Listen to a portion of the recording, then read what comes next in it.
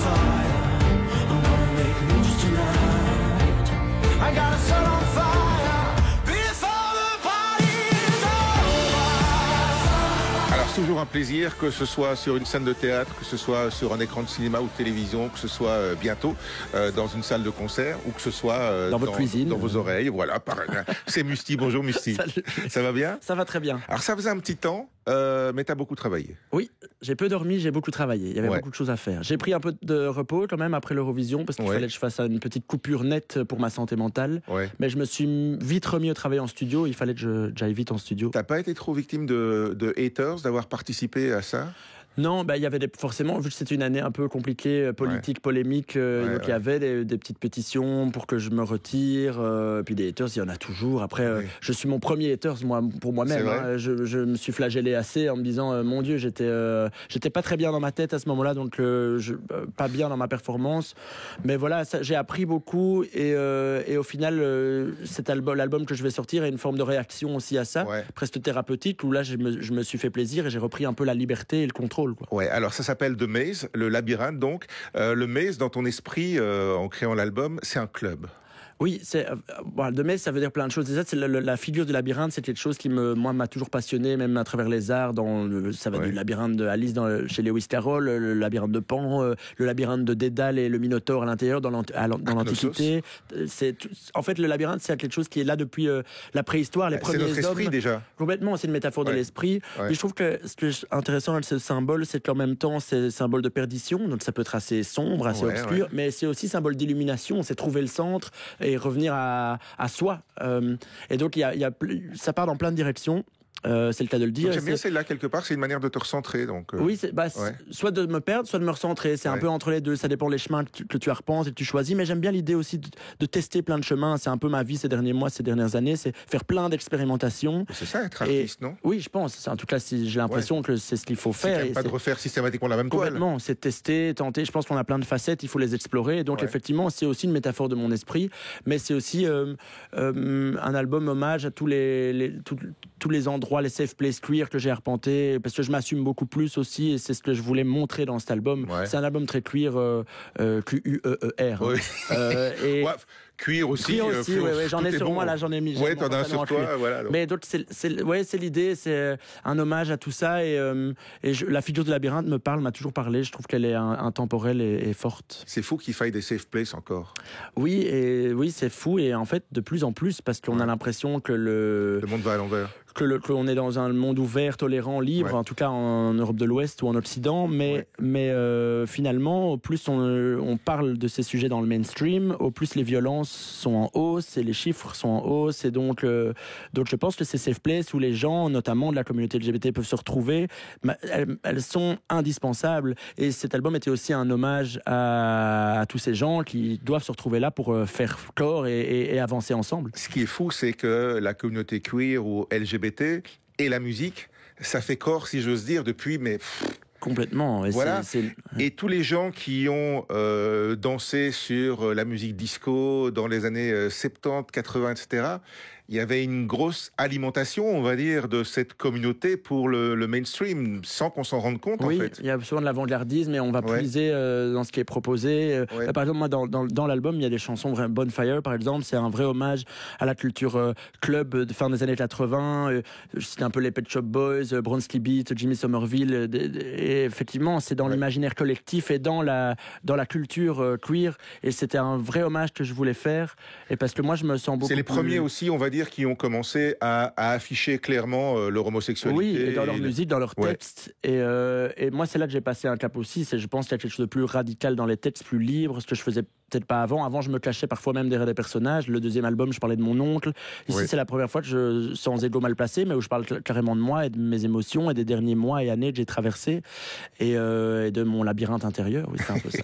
Alors, la première plage c'est la porte d'entrée du club. Et puis après, on on entre dans les différentes plages qui ne se ressemblent pas. Il y a une espèce de progression et puis de redescente. En fait, c'est un peu montagne russe. C'est parce que Oui. c'est la métaphore aussi la métaphore d'une longue soirée de fête. Et j'ai l'impression que ça fait partie de la fête. On a ces moments de C'est montée en puissance et puis la redescente. Et on a des chutes. Ouais. Et je voulais vraiment que ça se traduise musicalement. Et l'idée du labyrinthe aussi, ça me permet c'était la contrainte. Chaque chanson ne doit pas. Il faut pas qu'elle se ressemble. C'est-à-dire que c'est des chemins différents. Ouais. C'est vraiment des chemins. Parfois c'est un cul-de-sac. Parfois donc on passe de moments plus post-punk à des moments de glam rock, à des moments pop, à des moments. Voilà. Et il y a même un moment plus techno avec un beat très très très rapide. C'est au milieu de l'album. Hein, c'est le climax. Oui, complètement. C'est le climax. Ça s'appelle Moondust Part 2. Oui. Et ça tape, mais alors ça tape bien, quoi. Oui, je pense qu'il fallait absolument qu'il y ait un moment un peu plus radical et vraiment qu'il y ait hommage au clubbing. Et je voulais passer par là. Et il y a la version live, elle dure 3 fois ou 4 fois plus longtemps. Donc j'invite tout le monde à venir voir ça en live parce que c'est l'idée. Il y a une forme de lâcher prise et un truc dionysiaque presque dans la musique. Mais il y a un côté aussi hypnotique, non, dans la danse quelque part, c'est un peu hypnotique. Oui, puis c'est une manière de se ressourcer. Je suis sûr qu'il y a quelque chose de thérapeutique là-dedans aussi. Ouais. C'est vraiment, c'est pas juste du mouvement, c'est pas bête. C'est vraiment, c'est une vraie culture et c'est une vraie reconnexion à soi-même aussi. Ouais. Mais on en parlait aux antennes. Il y a aussi l'idée que bon, l'époque est pas facile et que en fait, on est un peu comme dans les années 20, les aléphone. Mais celle d'il y a 100 ans, où face à un monde compliqué, on a besoin de se laisser aller et de s'évader, quoi. Oui, c'est vrai que j'ai un prof d'histoire, d'ailleurs je lui dis un gros bonjour, Monsieur Glazon, s'il nous écoute, il parlait de ça justement, il y avait cette formule de dire qu'on danse, c'est comme si on dansait sur des braises, donc on sent que le cataclysme est pas loin et qu'il va arriver, mais du coup on danse frénétiquement, pas spécialement pour oublier, mais parce que c'est presque physique qu'on a besoin. Quoi. Oui, c'est ça. Ouais. Et c'est vrai que c'est aussi un peu sous-jacent dans l'album. Ouais. Tu as parlé de ce morceau qui va faire 6 ou 9 minutes en live, plus tous les autres, parce que l'avantage du live, évidemment, c'est qu'on peut revisiter. C'est que quand on est un vrai chanteur, un vrai musicien avec des vrais musiciens, on peut retravailler les morceaux. On peut se laisser emporter aussi un petit peu.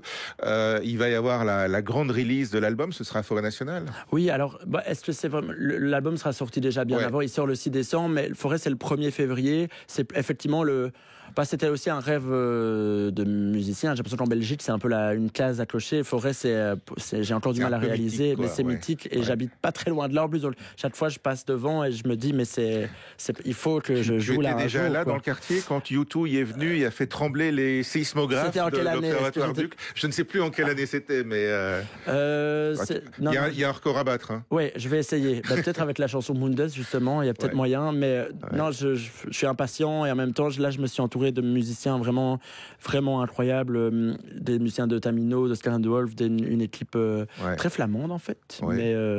C'est pour ça que tu fais quelques dates en Flandre avant de faire Forêt Nationale. Oui, et en Hollande aussi, à Amsterdam. Ouais. L'idée, c'est vraiment de le faire voyager, cet album, et après, il y aura d'autres dates que j'annoncerai plus tard en Fédération Wallonie-Bruxelles. C'est une musique nordique, je veux dire, tu vas aller vers les pays du Nord, la Scandinavie, J'aimerais bien, c'est vrai qu'il y a un côté plus anglo-saxon, plus...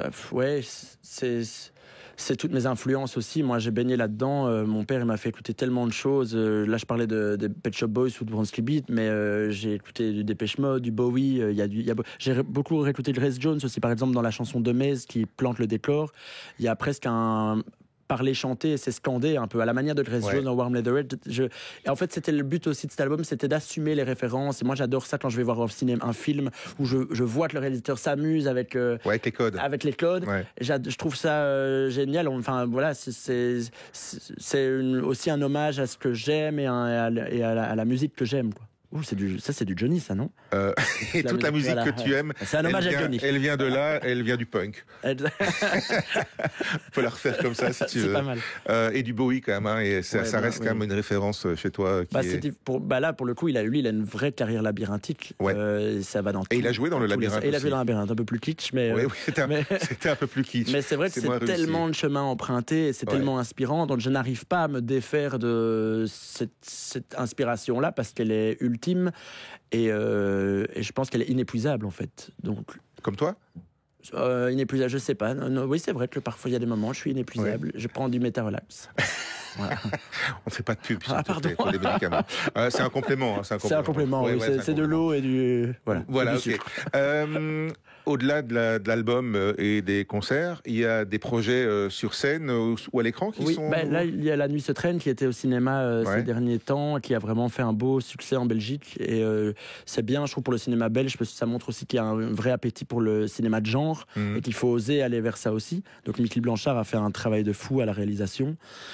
Et là, je tourne un court-métrage en décembre et je reviens au théâtre en fin d'année 2025. Mais je peux pas trop en dire, mais la dernière fois que j'ai joué au théâtre, c'était Hamlet en 2022. Ouais. Et pour moi, c'est vraiment mon rêve d'enfant, le théâtre. J'ai commencé avec ça et donc je suis très impatient de pouvoir en parler un peu plus. Mais je dois rester un peu discret, sinon je vais me faire taper. Bon, alors, on te réinvite.